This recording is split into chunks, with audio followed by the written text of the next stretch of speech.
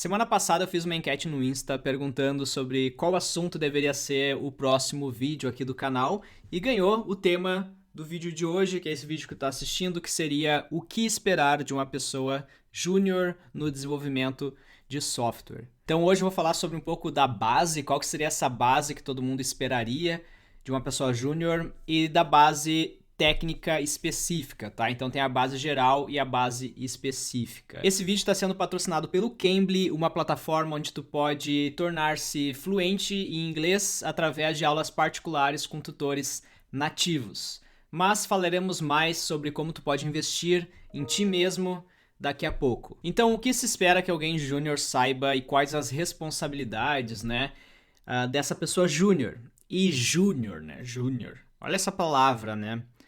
Esse título, eu sou um pouco contra e na verdade esse título tem caído em desuso. Pelo menos é o que grandes pensadores da nossa área estão falando desde 2015. Eu lembro que eu tinha lido um artigo que eu encontrei aqui de 2015 da Pam Seller e ela falou que na opinião dela, a gente deveria remover esse título, né, de júnior, porque chamar alguém de júnior implica que a pessoa não consegue, por exemplo, ser produtiva, que muito trabalho vai precisar ser gerenciado e em geral, né, é uma pessoa noob. E a pergunta que a Pam fez no artigo dela é a seguinte: quem que isso beneficia, né? Na minha opinião, né, júnior, pleno, sênior, staff, principal, tudo isso são labels, são etiquetas que o mercado de trabalho nos coloca, tá? Porque não existe um padrão, não existe tipo uma verdade absoluta sobre qual conhecimento uma pessoa júnior, pleno, sênior deveria ter. E não dá também para dizer que é para equilibrar o salário, porque existe uma disparidade, existe uma diferença gigante entre alguém que é sênior na empresa A e alguém que é sênior na empresa B. Então, esses títulos também não são para equalizar aí, para deixar mais equilibrado o salário e ter uma base salarial, porque na prática isso não tem acontecido. Primeiro, então, o que se espera de alguém júnior vai depender do tamanho da empresa e do ratio júnior-sênior. Então, praticamente uma empresa pequena, e aqui eu não digo que é pequena em número de funcionários, mas sim de recursos, essa empresa ela vai esperar que o júnior já entre produzindo. E eu vou tentar resumir aqui o que tu precisaria saber para já entrar produzindo em uma empresa, mas vamos falar da empresa grande. A empresa grande, do outro lado, vai provavelmente ter um programa de onboarding mais estruturado, né? Ela vai receber essa pessoa que está entrando agora na empresa e vai dar um buddy, né? Vai dar uma pessoa, alguém para caminhar junto ali nas primeiras semanas, mostrando as ferramentas, mostrando o que a empresa utiliza. Então, não vai ser uma contratação para te já entrar produzindo. Isso no mundo meio que perfeito. O outro fator que vai relativizar bastante o que as empresas esperam de um júnior é esse ratio de sênior e júnior, né? Que seria quantos sêniors na empresa existe para cada júnior contratado. Então, um bom ratio aqui seria de 2 a 3 para 1, né? Então, tu vai ter para cada júnior duas pessoas sênior ou 3 pessoas sênior. E claro que não existe uma tabela para seguir aqui, mas idealmente tu quer que o projeto continue evoluindo enquanto tu consegue fazer o onboarding de novos colaboradores, né? E consegue também se adequar à curva de aprendizado desse júnior que está entrando. E para fazer isso, tu não pode ter mais júnior do que sênior, porque do contrário, tu não vai ter ninguém para mentorear, porque vai ter um prazo para entregar e as pessoas não vão, a empresa não vai conseguir entregar o que deve entregar, né? Então, se a empresa tem mais júnior que sênior, provavelmente ou ela tem muito recurso e não tem prazo de entrega, e aí ela consegue dar esse tempo para o júnior, ou ela vai exigir bastante do júnior já logo do início, tá? E tu vai captar que tipo de empresa a gente está falando na descrição da vaga, nos requisitos ali do que se espera e no processo de seleção, tá? Aquelas empresas que pedem muito para júnior e colocam muita responsabilidade, provavelmente uma empresa que tem pouco recurso ou tem pouco colaboradores sêniors, né, para ajudar esses júniors. Mas o que se espera então pode ser dividido em duas partes, na minha opinião. Nós temos a base e nós temos o específico. A base aqui no caso vai ser o conhecimento que vai possibilitar que tu faça análise de problema, planejamento da tarefa e a entrega. O específico vai ser mais como tu vai resolver o problema, tá? Qual a base eu acredito que tu deveria ter? E aqui começa a ficar meio perigoso, porque quem sou eu para dizer qual a base tu precisaria ter, o que tu precisaria saber? Quem vai te dizer isso é o mercado de trabalho. Mas enfim, vocês querem saber, então aqui vai a minha opinião. Base para júnior, tá? Na minha opinião seria Git, então ter conhecimento de versionamento de código, o básico de comandos de terminal para navegar em pasta, para fazer um comando de Git, executar um npm, baixar bibliotecas e por aí vai. Tu também tem que saber estrutura de dados e algoritmos, e sabendo a diferença entre array, map, set, tu já tá grande tu já tá acima da média.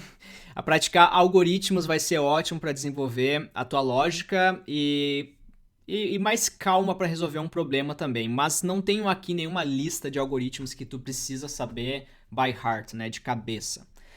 Também seria legal tu saber um pouco de proxy, VPN, conexão SSH. Essas são ferramentas também muito úteis. Saber consultar uma API REST e um WebSocket.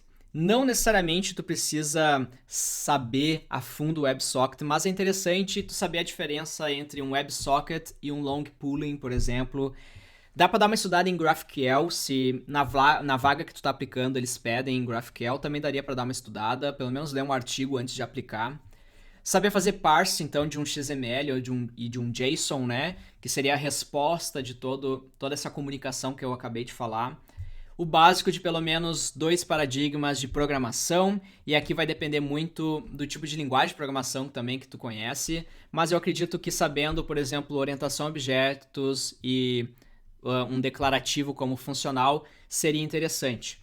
Claro que se tu tá trabalhando com Java, orientação a objeto é o obrigatório e o paradigma funcional talvez não seja obrigatório, mas seria interessante tu dar uma lida em algum artigo e entender a diferença. Se tu for trabalhar com Erlang, por exemplo, funcional viraria a prioridade e orientação a objeto viraria simplesmente ali uma questão de saber o paradigma e comparar as suas vantagens, tá?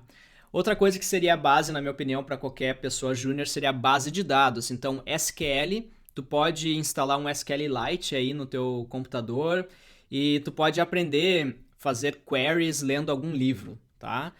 NoSQL também, tu pode instalar um MongoDB, brincar com ele, seguir algum tutorial.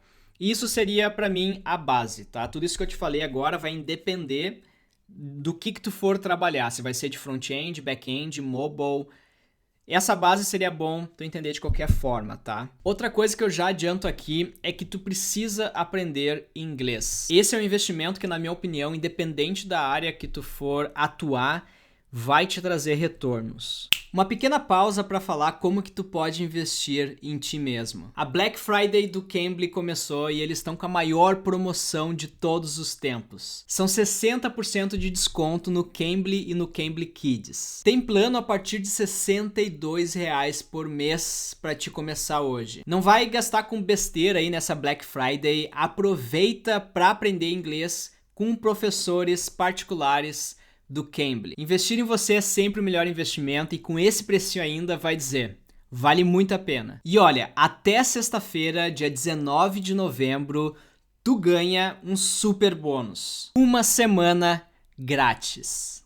E pessoal, vocês sabem que eu não indico aqui no canal nada que eu não utilize ou que eu não enxergue valor. Eu uso a plataforma do Cambly há anos, tá? E conversando com os tutores nativos do Cambly, eu consegui desenvolver o meu inglês e isso abriu várias oportunidades para mim. Foi fundamental para chegar onde eu cheguei hoje e tá trabalhando com o desenvolvimento de software no exterior. Então, se tu também quer investir no teu inglês, o link tá aqui na descrição e aproveita então esse 60% de desconto e o super bônus. Existe também a base para a web, né? Que seria HTML, CSS, JavaScript, independente do framework que tu for utilizar. Para front-end web, tu vai precisar saber HTML, CSS e JavaScript. Tu vai precisar saber um gerenciador de pacotes, NPM ou Yarn. Tu vai ter que ter o básico de conhecimento sobre a internet, DNS, hospedagem, HTTP, HTTPS.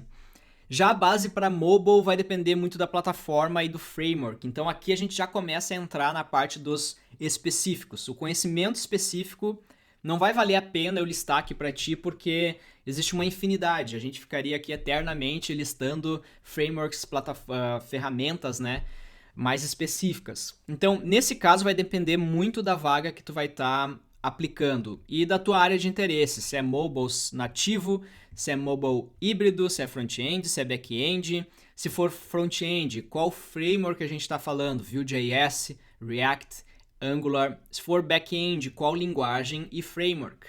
Se for híbrido mobile, é React Native, é Flutter, é Xamarin, é Ionic, se tu gosta de sofrer, é PhoneGap, é Kivy, se tu sabe Python e não quer aprender algo novo. Lucas, mas eu não sei ainda qual que é a minha área de interesse. Eu não sei o que eu quero fazer.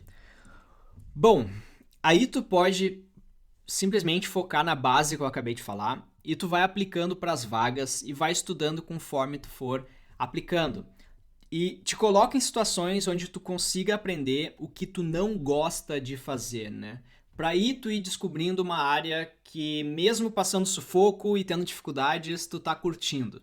Então, no final, tu só vai achar qual que é a tua área ou aparecendo uma oportunidade de emprego e tu se dedicando para conseguir essa vaga e ali vai ser o início da tua área de atuação, ou tu vai estar praticando em casa e vai descobrir algo que te deu tanta vontade de aprender que tu investiu bastante tempo, tá?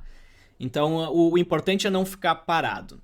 E a primeira coisa que tu precisa também entender se tu tá entrando na área agora é tu escolheu entrar na área de tecnologia. E nesse momento é importante que tu saiba que tu nunca mais vai sentir que sabe tudo sobre algo, tá? A segunda coisa que tu precisa entender é que nenhum vídeo do YouTube, nenhum curso online, nenhuma faculdade vai te dar o aprendizado mais importante para quem quer trabalhar na nossa área, que é o fruto da frustração por não entender como funciona uma solução, como solucionar um problema técnico, e aí tu ter a persistência para procurar no Google, ir atrás de uma solução, e ter a persistência porque tu não vai achar ela logo de cara, tu vai ter que tentar 1000 coisas até encontrar a solução. E isso é que vai te dar, digamos assim, o diferencial, tá? É resolvendo problemas reais. Uma outra coisa que é bom eu falar é que nós não precisamos decorar nada, tá? A gente faz um curso e a gente sai dele pensando, agora eu sei tudo, agora eu preciso saber, né, tudo que aquele curso me explicou para sempre. Mas não, cara, não é bem assim que vai acontecer, tá? Muitas vezes tu vai esquecer o que tu aprendeu, tu vai ter que pesquisar novamente, e muitas vezes tu não vai ter aprendido tudo também que é preciso, porque ninguém sabe tudo sobre algo. O que qualquer júnior tem que mentalizar aí desde o início é que tu tem que aprender a procurar por soluções e tu tem que buscar saber o que tu ainda não sabe. E não ter certeza que tu sabe tudo sobre algo que alguém tá te pedindo, tá? A única coisa que tu vai ter de constante para ter sucesso na tua carreira é a busca por descobrir o que tu ainda não sabia que existia. Moral da história. O que tu pode fazer para conseguir essa primeira vaga como júnior ou primeiro estágio seria aprender a base e te colocar em situações de desconforto, onde tu precisa então aprender a pesquisar por uma solução. E eu volto a falar, tá? Quem sou eu para dizer o que tu precisa saber?